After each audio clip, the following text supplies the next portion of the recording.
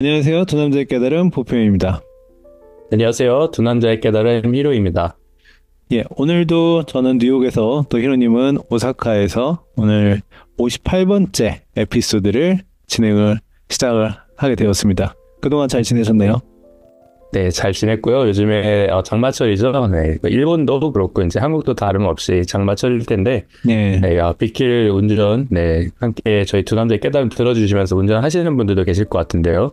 네. 네, 안전운전 하시길 바랍니다. 장마는 제가 어렸을 때는 참 장마를 싫어했던 것 같아요. 그러니까 학교 갈 때 비 오면은 우산도 챙겨야 되고 뭔가 그날은 기분이 우중충하고 그리고 또 학교 끝나고 이제 올 때 좀 거추장스럽고 예, 그랬던 것 같은데 네, 이제 직장 다닐 때도 그 장마철 별로 안 좋아했어요. 왜냐면 출근하고 퇴근하고 이럴 때 거추장스럽고 길거리도 좀 더러울 수 있고 했는데 이제 지금은 솔로프리너 혼자서 이제 출근하는 게 아니라 제가 이제 일을 하다 보니까 사실은 네, 장마가 되어도 이렇게 나쁘지 않더라고요. 그냥 밖에 이렇게 창문 보면은 비도 많이 오고 그러면은 그렇게 네, 차 한 잔도 마시고 또 겨울에도 예, 눈 오는 거 옛날에 눈 치우는 게 너무 싫어가지고 출근해야 되는데 네, 눈 치우고 그런 게 너무 싫었는데 이제는 괜찮은 것 같아요. 그래서 음, 역시 네, 그 마음챙김 책 같은 데 읽어보면은 현상은 언제나 똑같은 변함없는 하나의 현상을 가지고 사람들이 각자의 이제 해석을 붙여가지고 그 에고 속에서 그것에 고통받고 이러는 건데 그 당시에 저와 이제 지금의 그런 좀 차이가 있구나 네, 라는 생각을 네, 요즘에 좀 해봤습니다. 그 아까 장마철이라고 말씀해 주셔가지고 네. 네. 그쵸. 아무래도, 근데 이제 저 같은 경우도 그런 것 같아요. 비가 오면은 이제 어렸을 때는 비가 오는 거를 참 안 좋아했거든요. 나가서 못 노니까요. 심플하게. 근데 이제는 그 비가 오는 것도 이제 좋아요. 왜냐면 비가 오면은 또 비가 오는 대로 그 맛이 있잖아요. 비가 네. 올 때 이제 그런 비에 맞는 그 플레이리스트가 있어요. 제가 음악을 좋아하기 때문에. 그래서 네. 그런 노래를 들으면서 이제 뭐 책을 읽는 것도 좋아하고 비가 올 때 또 이제 비가 오면은 저희 한국 사람들은 뭐라고 합니까? 전과 막걸리라고 하나요? 동동주? 네. 네. 그렇게 이제 또 날씨를 즐기는 방법도 있고, 네. 그래서 이제 네. 비가 오는 날 이렇게, 이제 비를 피하면서 그 비를 느끼는 거, 그런 것도 참, 이제 이제는 또 이제 즐기게 되는데 게 된 것 같아요. 네. 저는 그 더울 때 비가 내리면은 그 비 냄새 있잖아요. 그 아스팔트 네, 이 비가 떨어질 때 초반에 나는 그 약간 비 아지랑이처럼 열기가 있어요. 올라오면서 그 비 냄새가 네, 나는데 그게 네. 괜찮더라고요. 예, 어렸을 때는 음, 생각이 없었는데 네, 나중에 요즘에는 그 비 냄새를 맡으면 열기가 식혀지는 그 도로의 냄새가 나쁘지 않구나. 네, 이런 네. 생각이 있습니다. 맞아요. 요즘에 그런 냄새 지금 많이 나고 있고, 많이 지금 이제 청취자분들께서도 아니면 맡고 계시는 분들 계실 건데, 저희 보표님도, 네, 그런 이제, 그런 추억과 그런 기억이 있다는 거, 네, 서로 네. 지금, 네, 같은 그런 거를 공유할 수 있다는 것도 참, 네, 축복인 것 같다 지금 생각이 드네요. 네, 좋습니다. 어쨌건 이제 비 오는 장마철에도 저희들의 두 남자의 깨달음은 계속됩니다. 아마 청취해주시는 여러분도 지금 아마 비가 내리고 있을지도 모르겠습니다. 어쨌건, 예, 저희는 오늘도 함께 하면서, 비 오는 얘기는 이제 그만하고요. 이제, 또 저희가 이제 네, 또 이번에 지금 이 순간을 살아라 세 번째 시간입니다. 맞습니다. 네, 지금 이 순간을 살아라 세 번째 시간이고요. 저희가 이제 거의 책의 반 이상을 예, 지금 달려오고 있는데, 사실은 저희가 읽으면서도 서로 두 남자가 이제 나누지 못한 그런 부분, 좋은 부분들도 참 많습니다. 그래서 예, 만약에 이 책이 없으신 분들께서는, 한 번쯤 읽어주시는 것도 참 좋다는 생각이 들면서요. 지금 이제 또, 이제 나눠보자면요. 제가 먼저 나눠보도록 예, 하겠습니다.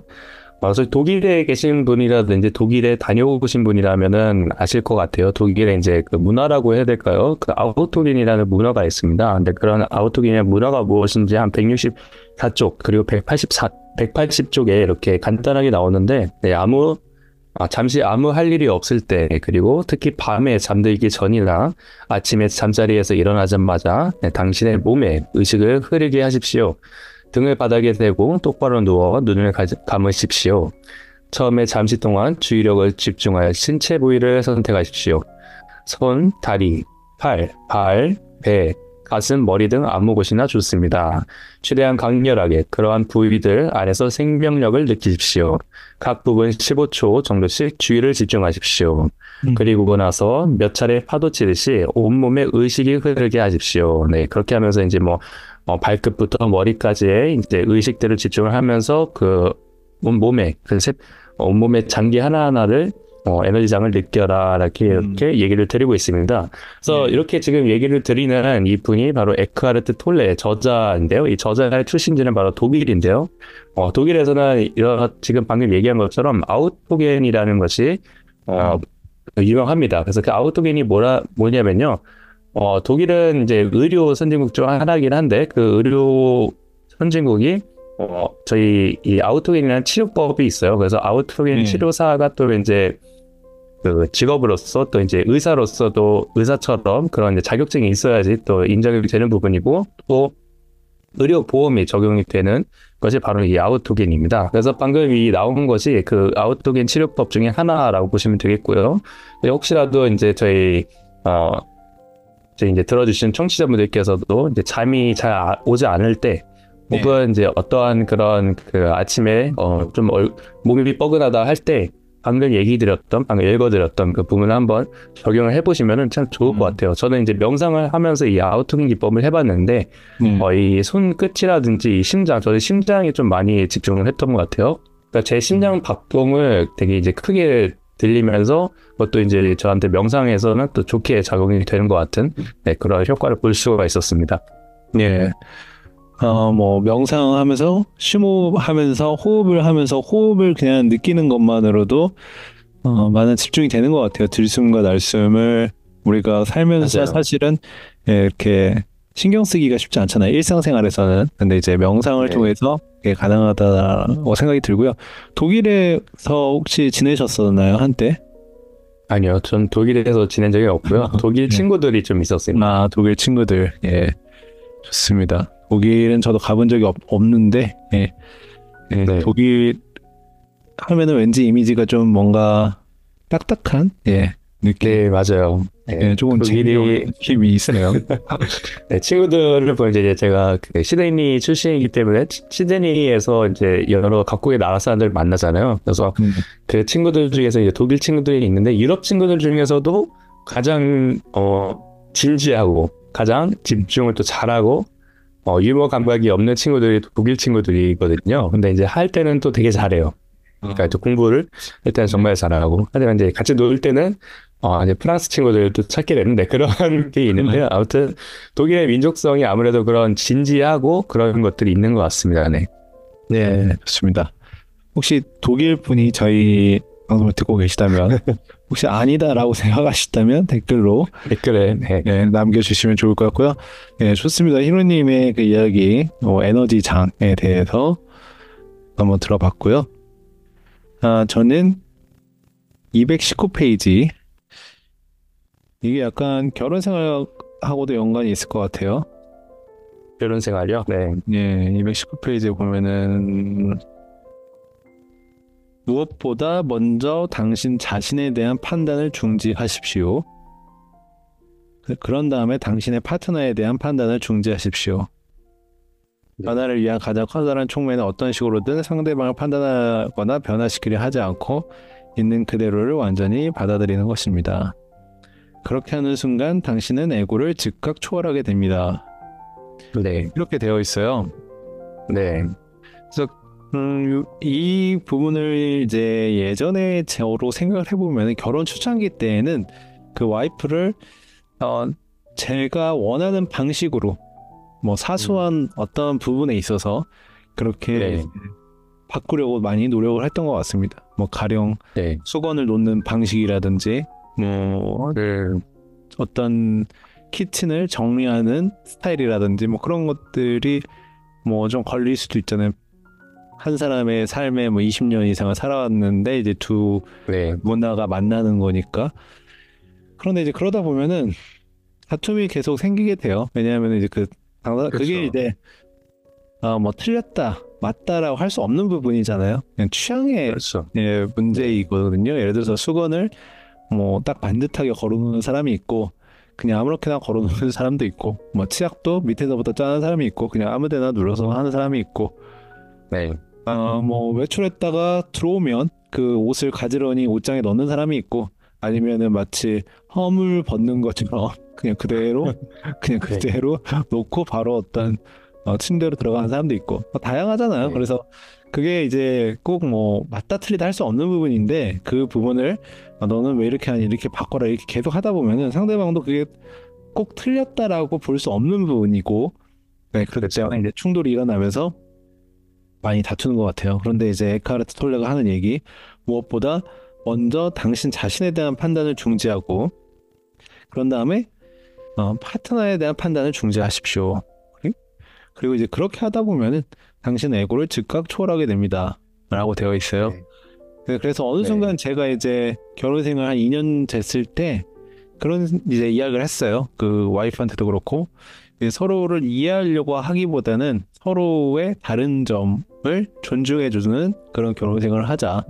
그래서 이해보다는 존중을 하자.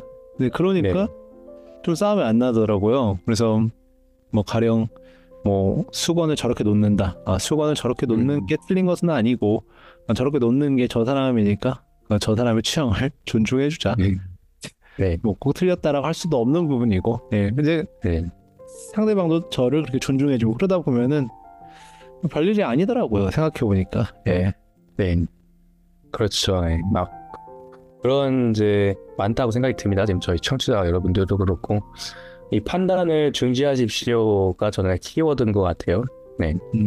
판단을 중지하십시오. 나에 대한 판단이 계속 쓰기 때문에 그 다른 사람도 판단을 계속 하는 거거든요. 그리고 이제 내가 지금까지 살아온 거가 그게 내 세상인데 다른 사람이 저를 비춘다고 여러 번 말씀드리잖아요, 저희가. 그래서 그 사람을 봤을 때 이게 마음에 안 드는 거가 있으면 내가 지금까지 살아왔던 그 세상이 비춰져서 그렇게 되면 안 되라고 좀 생각이 드는 거거든요. 네. 그래서 이제 저도 결혼 생활을 하고 있고 이제 어떻게 보면 이제 거의 1년이 벌써 돼가고 있는데, 저희는 솔직히 얘기 드리자면은 저희는 충돌이 있습니다. 그래서 저희 같은 경우는 이제 어떻게 지내고 있냐면은 물론 그런 건 있죠. 저희가 이제 한 30년 동안 살아와서 물론 다른 백그라운드에서 살아와서 이제 만났기 때문에 그런 다른 점은 있지만 그 다른 점에서는 그럴 수도 있지 하면서 넘어가는 것들이 있거든요. 너는 그렇구나, 나는 그래. 그러니까 우리는 그럴 수도 있지.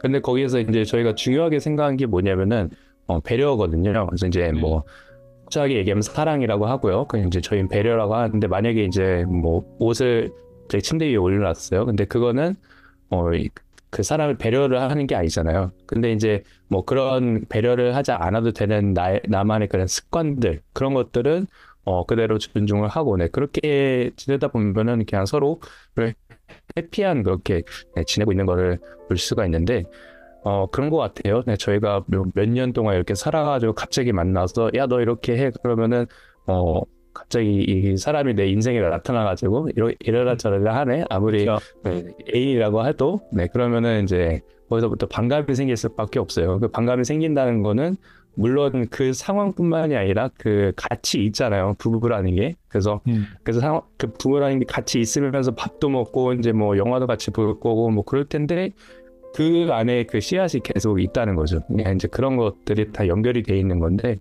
아무튼 아무튼 한 번쯤은 이제 지금 들어주시는 분이 우리도 지금 아직도 그런 상황이 있는 그런 청취자분들이 계시다면은 한 번 정도 서로에 대해서 한번 대화를 나눠보고 그리고 배려가 있는지 한번 얘기를 나눠보는 게 좋을 거라 좀 생각이 듭니다. 네, 좋습니다. 여러분들도 한번 서로에 대한 배려를 생각을 한번 해보시고요. 존중이라는 말이 참 좋은 말이에요. 존중을 해주는 그런 부부 생활 또 연애 생활이 되셨으면 좋겠습니다. 자, 그러면 다음은 히로님께서 또 어떤 문장을 이번 주에 네. 또 가져오셨을까요? 네, 저는 이제 179쪽에 제가 되게 간단한 문장이에요. 179쪽에 이제 현존하게 되면 제가 또 현존이라는 걸 모르시는 분들이 계실 것 같아요. 그냥 간단하게 이 영성 그리고 이제 과거와 미래에 나를 맡기는 게 아니라 이 지금 항상 현재 지금 이 순간에 제대로 살면서 나를 인식을 하게 되면요. 그럴 때 이제 강화되는 게 있습니다. 강화되는 게 정신적인 면역 체계가 크게 향상됩니다. 네, 바로 이 부분이에요. 그래서 정신적인 면역 체계가 뭐냐 이렇게 하시는 분들이 계실 것 같아요. 그러면 이제 이렇게 얘기를 드릴 수 여기 이 책에서도 이런 얘기가 나왔습니다. 다른 사람들로부터 절연되기 쉬운 부정적인 정신적, 감정적 세력관으로부터 당신을 보호합니다. 네, 뭐 리얼리티 트랜서핑의 바딘들란의 말을 빌리면은 펜듈럼 네, 휘말리지 않을 것이고, 그리고 혹은 어떤 사람들이 저희가 이제 지난번에 얘기 드렸던 것처럼 누가 나한테 쓰레기를 줬어요. 감정의 쓰레기를 줬으면 나는 그 감정의 쓰레기를 내 주머니에 넣는 게 아니라 바로 쓰레기통에 넣어버릴 수 있는, 네, 그렇게 통과시킬 수 있는 그렇게 이제 정신적인 면역체계 역시 크게 향상이 됩니다라고 이렇게 얘기를 하고 있습니다. 그래서 두려움, 분노, 우울 따위가 주파수가 낮은 감정들이라고 하죠. 그런 것들이 이제 들어오게 되면은 바로 통과를 시켜가지고 네, 바로 나한테 이제 내 안에 들어있지 않게끔 네, 그렇게 바로 이제 버려냈거나 아니면 통과를 시켜낼 수가 있다 이렇게 얘기를 하고 있습니다. 네, 정신적인 면역 체계, 부정이 전염되는 것을 보호해주는 어떻게 보면 방패 같은 개념이네요. 방패, 정신적인 그렇죠. 면역 네. 체계는 게임적으로 하면은 네, 쉴드고요. 판타지적으로 하면은 네, 마법사가 이렇게 해가지고 네, 쉴드처럼 쳐주는 네, 쉴드네요, 그렇게. 쉴드. 네. 네, 그렇습니다.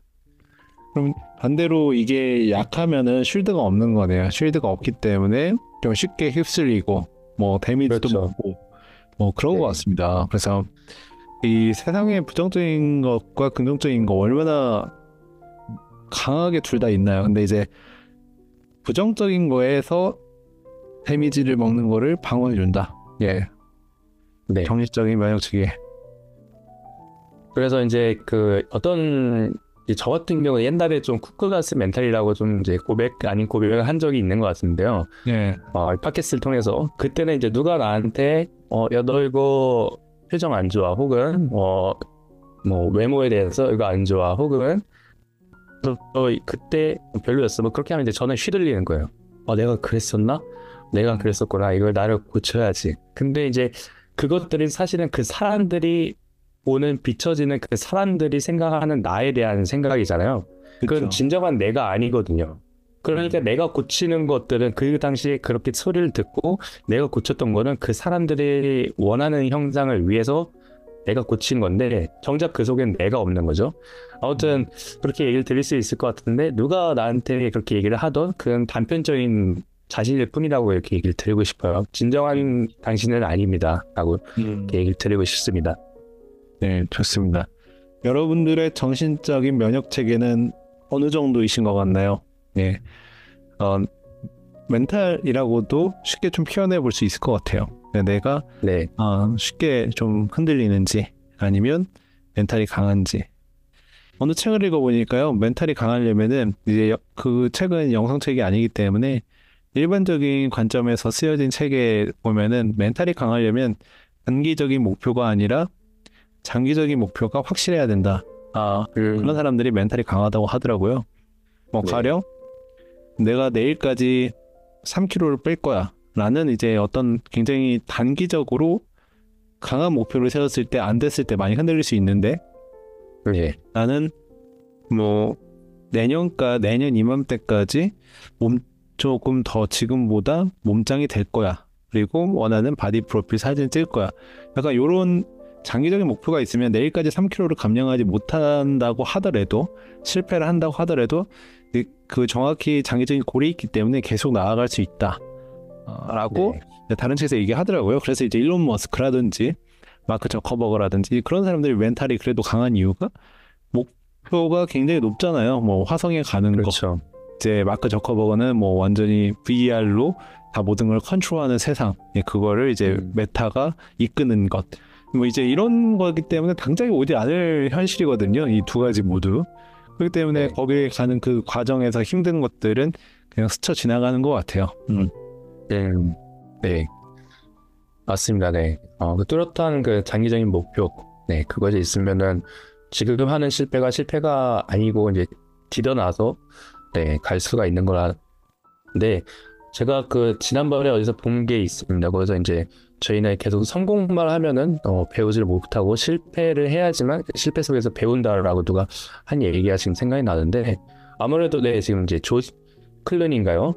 네, 아무튼 그 이제 영화 배우가 얘기를 한 그 말이 생각이 납니다. 그래서 네, 저희가 그런 큰 목표를 가지고 갈 때는 네, 실패는 필수적이고 그리고 실패를 해서 배우면서 그 돌다리 그 계단을 이제 올라가면서 그렇게 이제 가면은 네, 성공이라고 하는 것 같은데 네, 정말 네, 지금 이제 그런 분들 아마존 제프 베조스 뭐 일론 머스크 네, 그런 분들을 보면은 정말로 지금 그냥 살아있는 네, 그런 본보기를 지금 보여주고 네, 계시고 있습니다. 네. 네.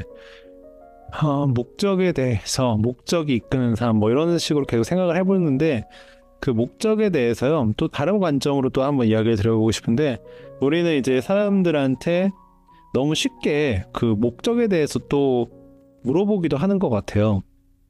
네. 그래서 사실은 상대방한테 꼭 나쁜 얘기를 하는 것만이 이렇게 무례하다고 표현할 수는 없을 것 같고 제 기준에서는 어떤 기준에서는 목적을 그냥 뜬금없이 물어보는 것도 좀 무례할 수도 있다라고 생각을 해요. 가령 네. 어떤 사람이 블로그를 시작했단 말이죠. 그러면 그냥 좀 지켜봐주면 더 좋을 것 같아요. 제 생각에는 한 1년 정도, 6개월 정도 그러면은 그 사람의 어떤 방향성이라든지 그 결을 알 수 있을 텐데 이게 잘 모르는 사이, 그러니까 뭐 친한 사이라면 물어볼 수 있겠지만 잘 모르는 사이인데 목적이 뭡니까? 그거 하시는 목적이 뭡니까? 라는 그 질문은 뭐 굳이 나쁜 질문이 아닐 수도 있지만 조금은 무례할 수도 있는 질문이지 않나 라는 생각을 해요. 왜냐하면 SNS에서 사람들 많이 만나다 보면 그런 것들이 상당히 있습니다. 그래서 목적이라는 거는 물어볼 때도 한 번 조금 더 생각을 해보고 물어보거나 아니면 안 물어봐도 상관없을 것 같아요. 제 생각에는 뭐 인터뷰 자리가 아니면 내가 굳이 SNS에서 만난 사람이 한테 지금 당신이 인스타그램 하는 목적이 뭡니까? 라고 물어본다는 거는 굳이 안 물어봐도 되지 않나 라는 생각이 들어요. 네, 요즘에 제가 느낀 겁니다. 요즘에 저한테 물어본 게 아니고 이제 뭐 뉴스레터를 사람들이 이제 많이 하더라고요. 근데 이제 많이 뉴스레터를 하는데 이제 그 뉴스레터를 하는데 그 다른 사람이 그 사람들한테 이제 댓글 다는 게 뭐 나쁜 의도는 아니에요. 뉴스레터를 하시는 목적이 뭡니까? 그럼 이제 뭐 이제 이렇게 많이 물어보기도 하더라고요. 근데 이제 저는 그런 걸 보면서 이제 좀 그런 부분을 느꼈습니다. 네. 네. 네, 갑자기 뜬금없이 목적이 뭡니까 하면은 그거는 참기련 혹은 또 이제 오지랖이라고도 할 수가 있을 것 같아요. 근데 충고 그 사람을 위해서 충고를 주고자 목적을 또 물어보는 그런 또 이제 그런 거는 또 상황이 또 다르겠죠. 네, 아무튼 네, 그걸 갑자기 그렇게 물어보면 네, 무례하게 느낄 수 있는 거는 네 그런 것 같습니다. 네, 그리고 그거랑 비슷한 것 같아요. 그냥 저는 사실은 살면서 뭐 이거는 저의 관점이지만 저는 꿈이 뭔지 이런 걸 잘 안 물어보거든요. 어떤 사람들한테 대뜸 이제 당신 꿈이 뭡니까? 장래 희망이 네. 뭐예요? 뭘 하시려고 합니까? 뭘 하시려고 어렸을 때는 많이 들어본 것 같은데요. 네. 이제 커서도 너 회사에서 뭐가 되고 싶어서 그래? 예를 들어서 뭐 이런 얘기 물어볼 수도 있고 안 물어봐요 잘. 그리고 그 목적도 안 물어보는 것 같아요. 근데 비슷한 질문인 것 같아요. 목적이나 꿈이나 장래 뭐 회사에서 너 어디까지 가고 싶으니까 그 사람이 요청을 하면은 멘토링 개념처럼 얘기해 줄 수는 있지만 내가 먼저 나가서 너 회사에서 어디까지 가려고 그래? 회사에서 네가 생각하는 건 어디까지 가는 거야? 이런 거를 굳이 안 물어보는데 그런 비슷한 질문인 것 같아요. 예, 목적도. 네. 그런 것들을 이제 누가 물어보거나 혹은 이제 그 물음을 받았을 때 이제 상대방의 그 미묘한 그걸 느낄 수가 있다고 생각이 들어요. 거기에서 이제 그 잣대가 되는 거는 아무래도 사랑이겠죠. 근데 사랑을 담아서 이렇게 얘기를 하면은 그건 케어로 들리거든요. 근데 사랑이 없는데 갑자기 그렇게 얘기를 한다 그러면 참견으로 느껴질 수밖에 없습니다. 네, 좋습니다. 다음 이제 제가 나누고 싶은 문장은요, 249페이지에 있습니다. 249페이지에 용서의 본질이라는 부분이 나와요. 네, 용서의 본질. 네. 네, 중간쯤에 보면요, 현재를 용서하는 것이 과거를 용서하는 것보다 훨씬 더 중요합니다. 만일 지금 모든 순간을 용서한다면, 그래서 있는 그대로를 허락한다면 나중에 가서 후회할 일을 쌓지 않게 되는 셈입니다. 네. 네. 그래서 이런 것들이 용서의 본질이다 라고 이제 나오는 거예요. 거기 그 현재를 용서하는 것 문장 바로 전에 그것이 용서의 본질이다 이런 식으로 나오는데요. 현재를 용서한다는 게 어떤 의미일까 라는 생각을 좀 한번 해봤습니다. 왜냐하면 현재를 용서한다는 거는 어떤 의미일까? 뭐 그런 것 같아요. 네. 과거를 용서한다. 뭐 과거에 나한테 어떤 나쁜 행동을 했던 그 사람을 용서한다. 아니면 과거에 내가 정말 씻을 수 없는 어떤 실수를 한 거에 대해서 내가 자책하고 있었지만 그걸 용서한다. 뭐 이런 얘기는 생각을 해볼 수가 쉽게 이해되는 얘기인데, 현재를 용서한다는 거는 어떤 의미일까 생각을 해봤을 때는 현재 내 자신에 대해서 어떠한 위치에 있건 그것에 대해서 자책하지 말고, 뭐 이런 경우 있잖아요. 아, 내가 왜 이거밖에 안 되지 현재? 네네. 난 정말 아무것도 못하는 놈인가? 뭐 이런 생각이 들 수도 있잖아요. 자존감이 하락하거나 굉장히 삶이 우울해졌을 때 말이죠.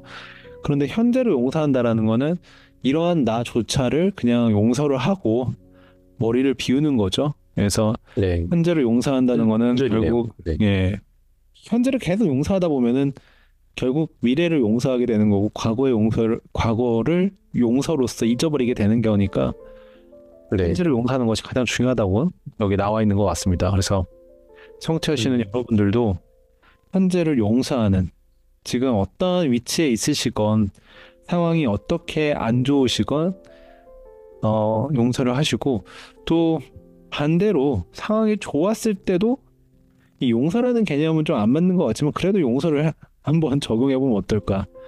상황이 너무 좋을 때도 용서. 그 용서라는 건 볼 수 있을까요?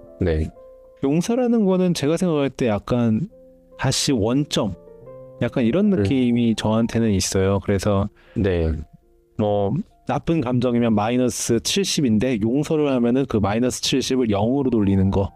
그리고 굉장히 들뜬 거죠. 그러니까 사람이 오바가 된 거죠. 물이 넘치는 것처럼 막 플러스 80. 근데 용서를 한다.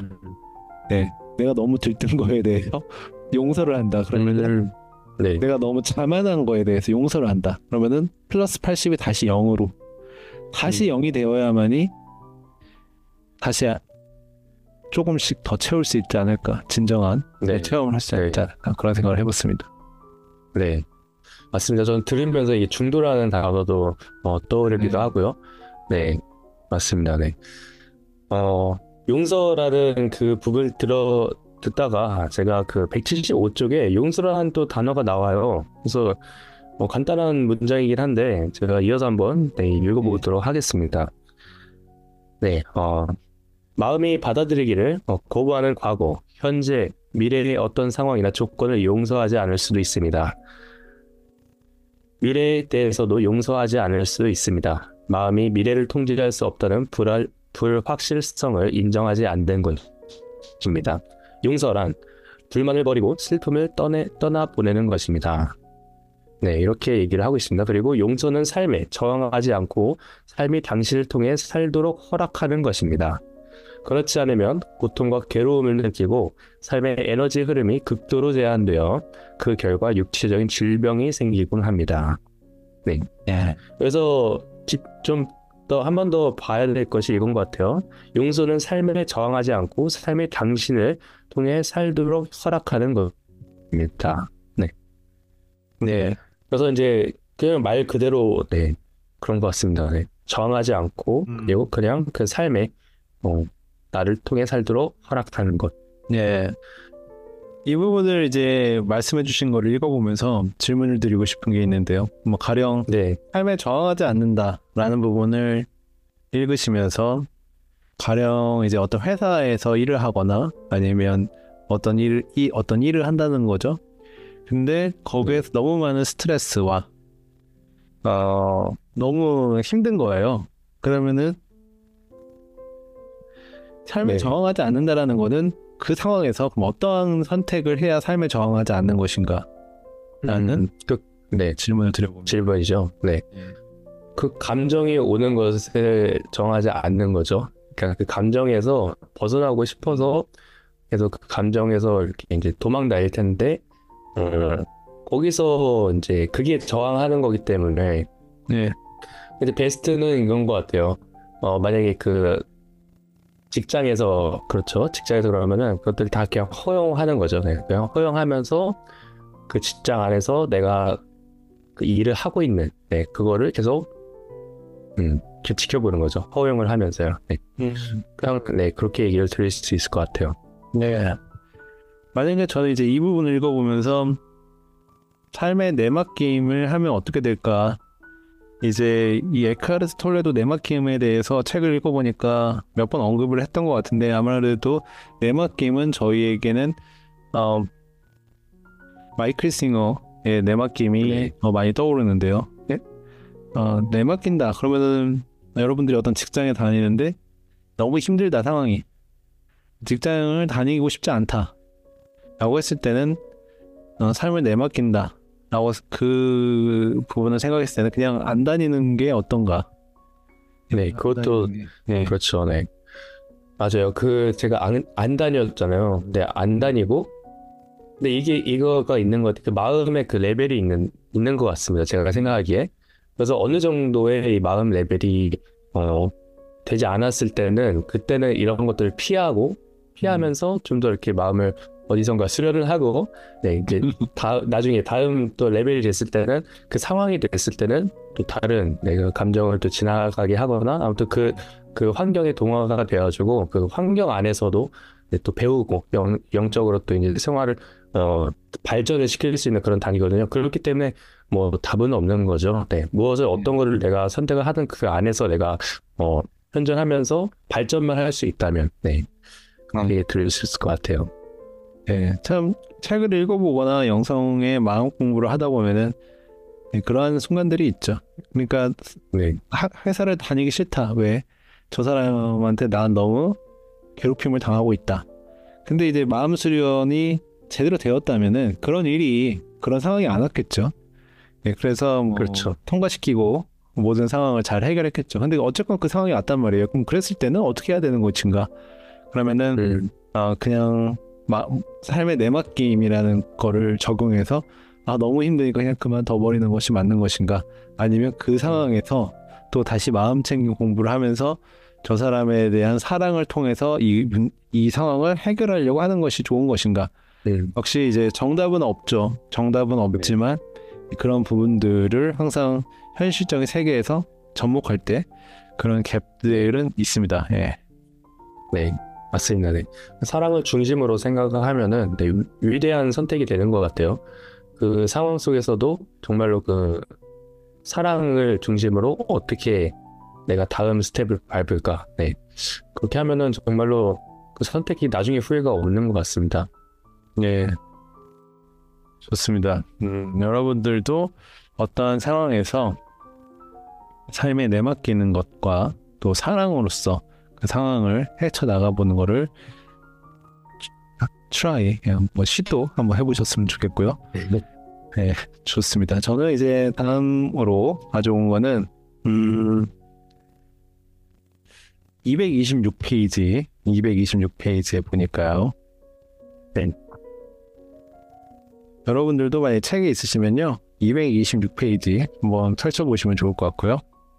네, 226페이지. 네, 220, 파트너라는 단어도 보이기도 하네요. 네. 네, 226페이지에 뭐 파트너도 있죠. 여기서 사람. 이제 어떤 네. 거를 제가 얘기하냐면은 단순히 이 226페이지 맨 마지막이네요. 단순히 반응하여 심판관이 되는 것이 아니라 알아차림의 상태에 머무는 것을 의미합니다. 이게 이제 어떤 걸 의미하냐 그러면은 판단을 내려놓는다는 것에 대한 정의입니다. 판단을 네. 내려놓는다는 것은 당신이 보고 있는 문제점과 무지를 인정하지 않는다는 의미가 아닙니다. 단순히 반응하여 심판관이 되는 게 아니라 알아차림의 상태에 머무는 것을 의미합니다. 그러면 당신은 완전히 반응을 하지 않게 되거나 반응을 한다고 해도 상황을 지켜보고 허용하는 여유를 갖게 됩니다. 그 다음 네. 문장이 좋아요. 어둠과 싸우는 대신 빛을 가져오게 되는 것입니다. 네. 어둠과 싸운 대신 빛을 가져오라는 거죠. 굉장히 좀 판타지가. 판타지적인 네네네. 네. 빛의 검, 뭐 약간 이런 느낌인데 네, 반지장도 생각이 나네요. 네. 이런 부분들이 사실은 영성이나 마음챙김을 공부 안 하시는 분들은 굉장히 혼동이 되고 무슨 소리인가 라고 하실 수 있을 것 같아요. 판단을 내려놓는다는 건 뭔가, 야, 너 그거에 대해서 판단하지 마. 이제 이렇게 얘기를 하면은 인정하지 않는 거다 라고 생각을 할 수도 있을 것 같은데, 이 마음챙김 책에서 지금 에카르 톨레는 그건 인정하지 않는다는 의미가 아니다. 판단하지 말라는 거는 그것을 인정하지 않는다는 의미가 아니고 그냥 알아차리는 상태, 그러니까 알아차리는 상태에 머무는 것을 의미한다. 네. 바로 이런 것들이 이제 마음챙김 아는 분들이 읽었을 때는 굉장히 아리송한 부분이죠. 알아차린다는 게 뭔가 그렇죠. 도대체. 네. 알아차린다는 게 결국에 이거를 판단하지 않는다는 건데 인정하지 않는다는 게 아니고 근데 그것을 그냥 알아차린다는 게 어떤 건가 이제 여러분들도 그렇게 생각을 하실 수 있을 것 같은데요. 그럴 때는 이제 마음챙김을 읽어보시면서 영성 책들 읽어보시면서 알아차림에 대해서 좀 더 알아차려 보시면 좋을 것 같다는 생각을 합니다. 네. 인지죠, 인지. 알아차림은 그냥 반응하지 않고, 그것에 대한 인지입니다. 뭐 예를 들어서 네. 화가 올라오는 것 같다. 그러면 그 화 속에 화라는 불기둥 속에 휩쓸려 가지고 같이 활활 타오르는 게 아니라 거기에서 나와서 아, 내가 화가 났구나. 그리고 저기에 내 마음 한켠 저기에서 불꽃이 피고 있구나. 그것을 보고 있는 거죠. 이 알아차림이라는 거는 이제 그런 건데, 네. 핵심이라고 봐야겠죠. 맞아요. 네. 되게 깔끔하게 잘 얘기를 해주신 것 같아요. 지금 이제 청취자분들께서도 뭔 소린가 하시는 분들도 방금 고피님의 말씀을 듣고, 네. 알아차림이 발동되셨을길, 네, 바라면서, 네. 이런 것도 있었죠. 네. 저희가 이 삶을 나를 통과해서 이렇게 지나가게 흘러가게 하는 것 그런 것들을 존재에 대한 존경이라고도 이렇게 얘기를 하는 그런 그런 부분이 있었거든요. 그래서 내가 그거를 알아차리고 그냥 그것을 흘려보내는 것은 내가 그것이 존재한다. 그런 것들을 그냥 인정하고 흘려보내는 것. 왜냐면 거기서 저항을 하면은 내가 화를 저항하거나 혹은 화에 완전히 휩쓸려져 있으면 그거에 대한 존재 자체를 모르게 되거든요. 그렇기 때문에 알아차림이 가능하지 않는 거기 때문에 네, 아무튼 그렇게 얘기를 드릴 수 있을 것 같아요. 네, 좋습니다. 249페이지에 이 책의 에카르트 톨레가 굉장히 원래 좀 직설적인 스타일은 좀 아닌 것 같은데 뼈 때리는 스타일은 아닌데 249페이지 밑에 보면은 굉장히 뼈 때리는 문장이 한 문장 있어요. 네, 별로 이렇게 단호합니다. 네. 249페이지에 밑에 세 번째 보면은 해야 할 일이 있으면 하십시오. 이 문장이 저는 굉장히 직관적으로 뼈 때리는 게 느껴졌어요. 그래서 네. 해야 할 일이 있으면 하랍니다, 여러분. 여러분들도 지금 하셔야 되는 일들 머릿속에 막 떠오르잖아요. 아, 이제 벌써 전반기도 가고 하반기에 내가 그런 것들을 해야 되는데 언제 할 수 있을까? 근데 그렇게 하지 말고 생각하지 말고 해야 할 일이 있으면은 그냥 해야 된다고 네, 이야기합니다. 네, 저희가 지난번에도 이런 부분이 나왔던 것 같은데 네, 미루지 마십시오라는 비슷한 구절이 나왔던 것 같아요. 네, 네. 구절이 생각나면서 만약에 그런 미루고 있는 나 자신을 보면은 그것 또한 이렇게 이제 지나가게끔 하라. 그걸 바라보고 지나가게끔 하라라고 그리고 그 감정을 또 허용하라라고 이렇게 얘기를 하고 있어요. 그래서 그 감정을 허용하고 그리고 당신이 어떤 느낌인지 지켜보라라고 이렇게까지 얘기를 합니다.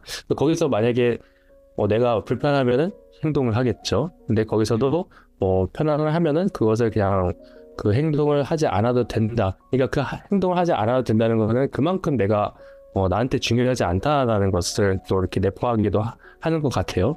그렇기 때문에 해야 할 일이 있으면 하십시오라는 이 간단한 문장 속에서도 그런 존재의 알아차림 그리고 그런 때 안에 그런 감정이라든지 그리고 인지 그런 것들이 다 포함이 되어 있다고 이렇게 말씀드릴 수 있을 것 같아요. 네, 맞습니다.